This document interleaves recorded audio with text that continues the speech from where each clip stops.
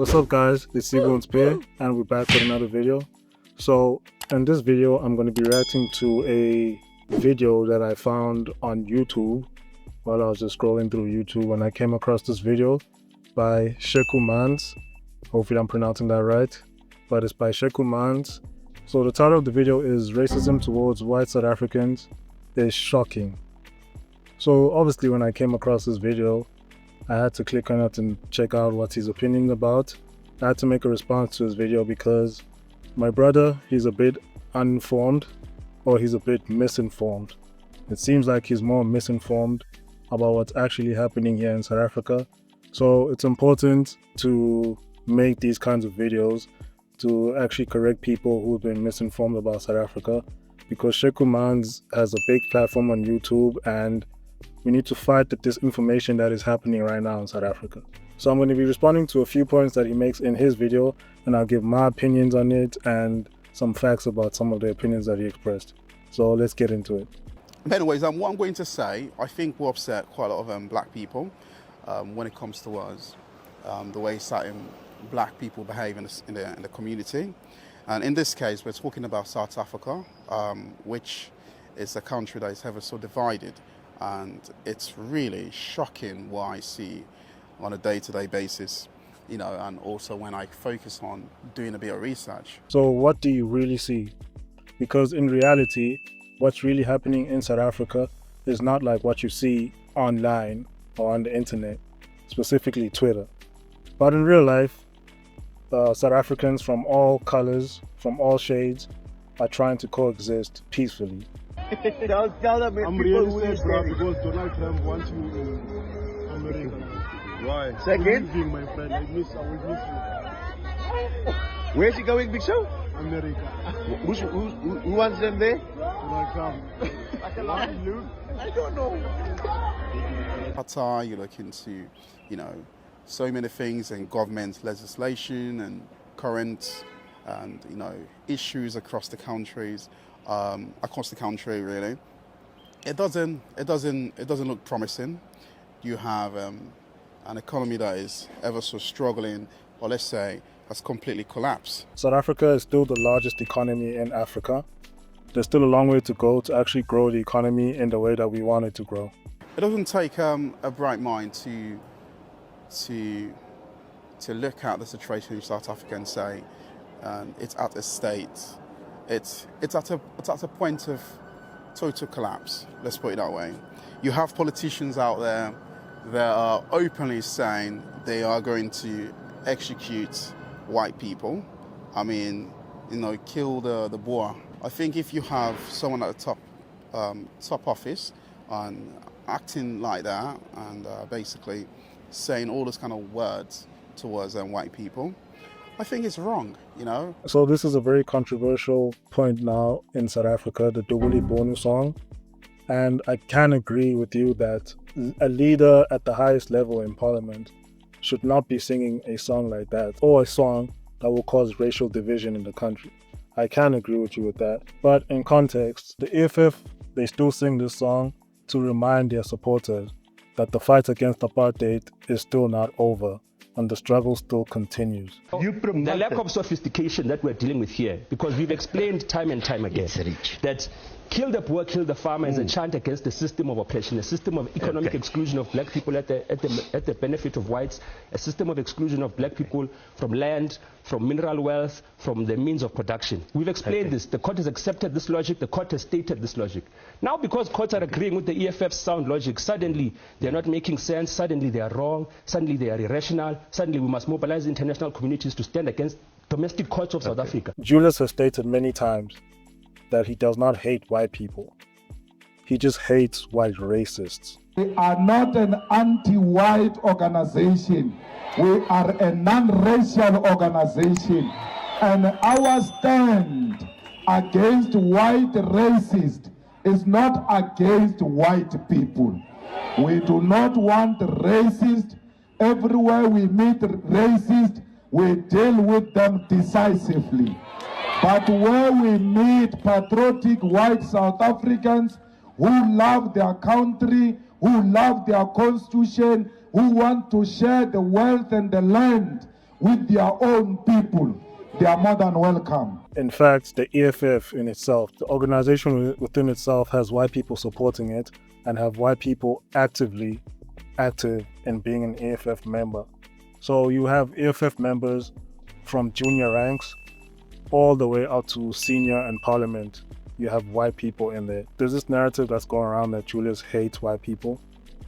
He doesn't really, from his own words, he doesn't hate white people, he just hates white racists. A lot of white people endorse the EFF and believe in its movement and in what the EFF is trying to accomplish.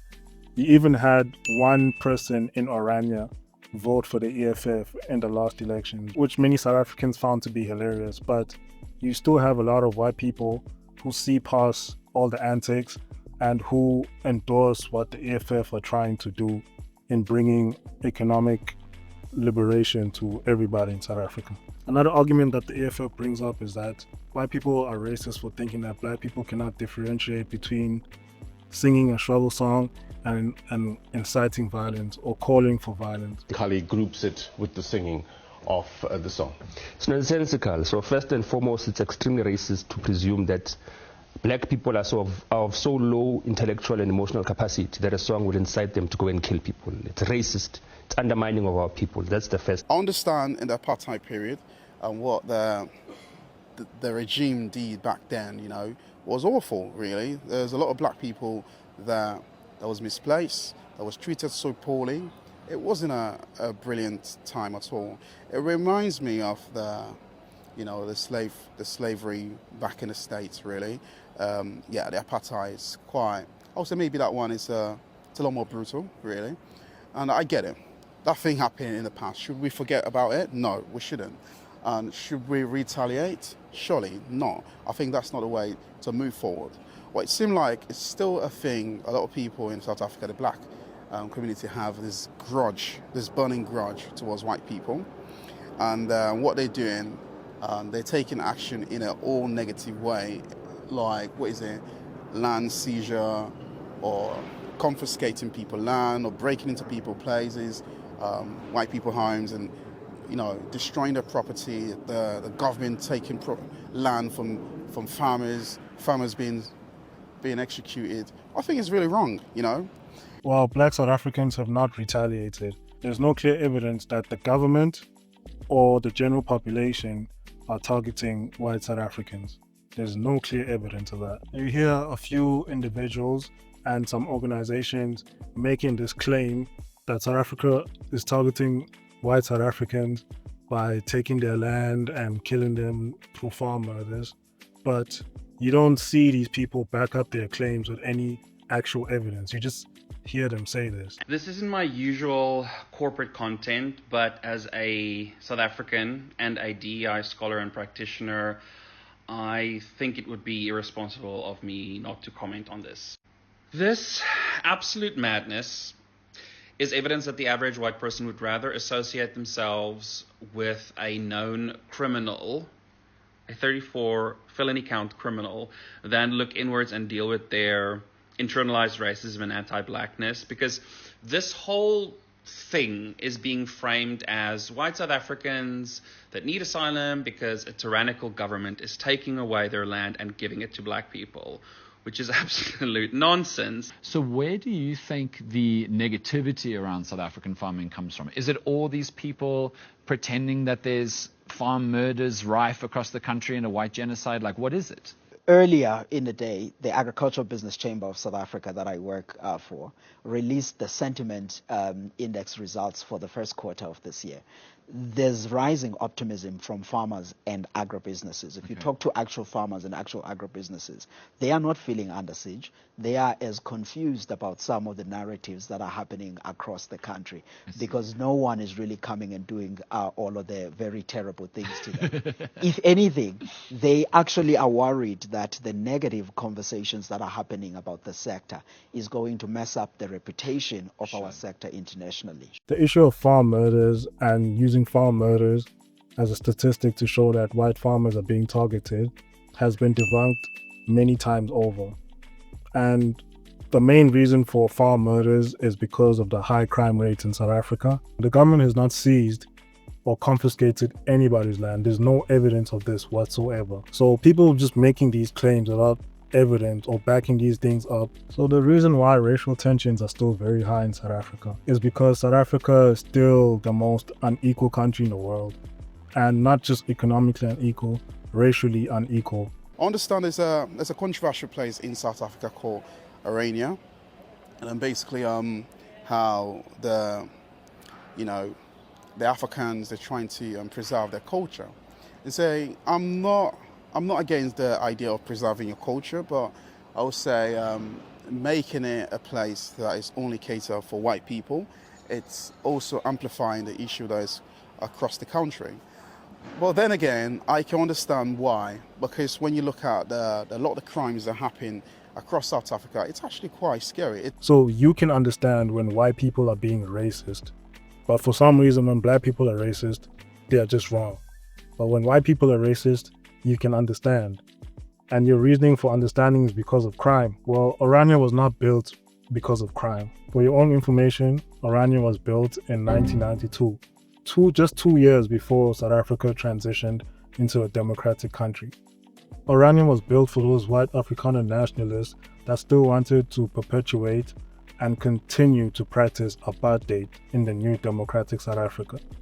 So apartheid literally means separateness. And the whole point of apartheid was for racial segregation. One of the main reasons why apartheid was formed was also because Afrikaner nationalists believe that by implementing apartheid, they would also be preserving their culture, which is the exact same reason why Orania was formed, to preserve culture. But if you look at what AfriForum was saying just a decade ago, and certainly in 2018, when people like Kali Kriel, who was head of the AfriForum, and others were coming to the United States, they were claiming there was a white genocide, they were claiming there was a war on white people in South Africa, and they were essentially trying to characterize the post-apartheid era of one of oppression of Afrikaners, that they were the true victims of it. And this is they're not alone in this. There had been a phenomenon ever since the end of apartheid of Afrikaners painting themselves as victims. There was a song emerged in the 1990s called De La Rey. It was very popular with Afrikaners. It was sung in bars and rugby matches. And De La Rey was a famous general who fought to the bitter end against the British in the Boer War, the Second Boer War, in the early 20th century, which the Afrikaners then lost. And this song essentially is an attempt to take Afrikaners back to a time when they were the victims, when it was their women and children dying in the British concentration camp, when they were the people who were oppressed. And it conjures up this Boer general who, he may be losing the war, but he's going to fight to the last, a bitter ender. And this is how they've been characterizing themselves, some of them. And AfriForum is part of that kind of attempt to rewrite history and make out that they're this minority that has long been persecuted, not just by the post-apartheid era, but by the British, and they have a long history. And apartheid was just a means of survival. All they were trying to do was to keep themselves and their culture alive. Orania are practicing apartheid by racially segregating themselves from the rest of the country, the same way the apartheid government racially segregated Afrikaner nationalists from the rest of the country. Now, in terms of the issue of crime, any normal person that faces high crime rates and they feel unsafe, they just move to another area which is safer, or just move to another country entirely which is safer. In terms of cultural preservation as well, any normal person still, in this day and age, South Africa is one of the most diverse countries in the world with many different cultures. But most of the country, they know how to coexist with other people and cultures and still preserve their cultures. Normal people who want to preserve their cultures do things such as continue on traditions, have museums for their cultural preservation, have traditional days, have cultural days, speak the language. There's so many ways that you can preserve the culture without having to actually segregate yourself from other people. But only racists think that way, that using segregation as a form of cultural preservation is even a plausible method to use. when there's so many other ways you can preserve your culture without racially segregating yourself from other people. Even the self-proclaimed racist Nota said it himself. Racist people are people who don't like mixing with other people. I'm racist. Well, it's clear, but what is racist to you? For me, anyone that is against mixing of races is a racist. But this is the weird part about this whole thing, is that whenever black people seem to be racist in your eyes, it's just wrong. But when white people seem to be racist or are doing racist things, you can try and justify and understand their reasoning behind it. It's very strange, but let's move on. It's one of the dangerous countries in the world, probably the most dangerous country in the world. I think probably hold the title as the most racist xenophobia country in the world. South Africa is not the most racist or xenophobic country in the world. It's a label now that's being put on us because of all this misinformation that's going around right now. But South Africa has the most migrants in all of Africa. So we take in the most migrants, and also in terms of like African population, South Africa has the highest white population in Africa. With those two statistics in mind, there's no way that South Africa is the most racist or xenophobic country in the world. In fact, South Africa has a very high tolerance for white people compared to other countries in Africa. So much so that other Africans call black South Africans slaves to their masters, which is the white population in South Africa, because other Africans do not tolerate white people having a say in the country the way that South African white people have a say in this country. And it's also almost impossible to say South Africa is the most racist country in the world when the minority are still the most privileged in the country right now. You know, even Africans in the region, right, they're actually scared to go to South Africa, you know, because they have this burning feeling if they go there, they are going to be discriminated against, because those foreigners that cross, let's say they cross the border, they find a way to survive, to cover life for themselves. At the end of the day, they've been attacked, you know, Nigerian, Kenyans, you name it, right? Any Africans that go there. I think it's just so sad. So South Africa right now has a immigration problem, has a bad immigration problem. There is an estimation from anywhere from 2 up to 5 million illegal immigrants in this country. Now, the government's failure in dealing with this immigration problem has caused a bad socio-economic problem in South Africa.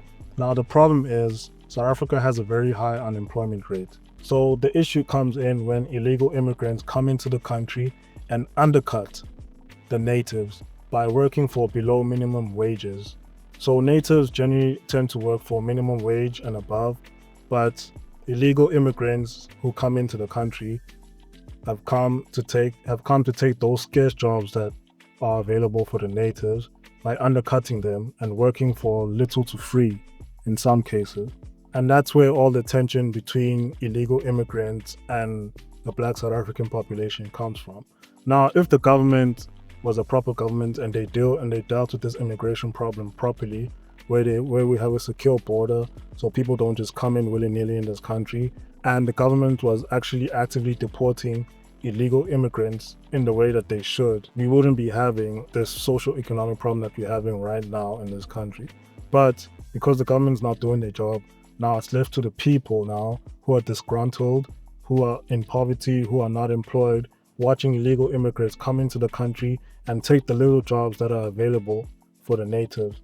And then that causes a whole lot of tension. That's why every once in a while there's a surge of xenophobic attacks, because the government is not dealing with this issue the way that it should be. But recently the government has stepped up their efforts in dealing with illegal immigration by arresting business owners that hire illegal immigrants, also improving the rates at which the government deports illegal immigrants. So if the government can continue in this trend, we could reduce this immigration problem that we have, and the tensions between illegal immigrants and natives will die down. South Africa ranks in the top 5 most visited countries in Africa. We have a lot of tourism in the country, and even though the crime rates are quite high, it hasn't deterred a lot of people from visiting the country. But I would definitely say white people in South Africa, they have been oppressed, they've been targeted.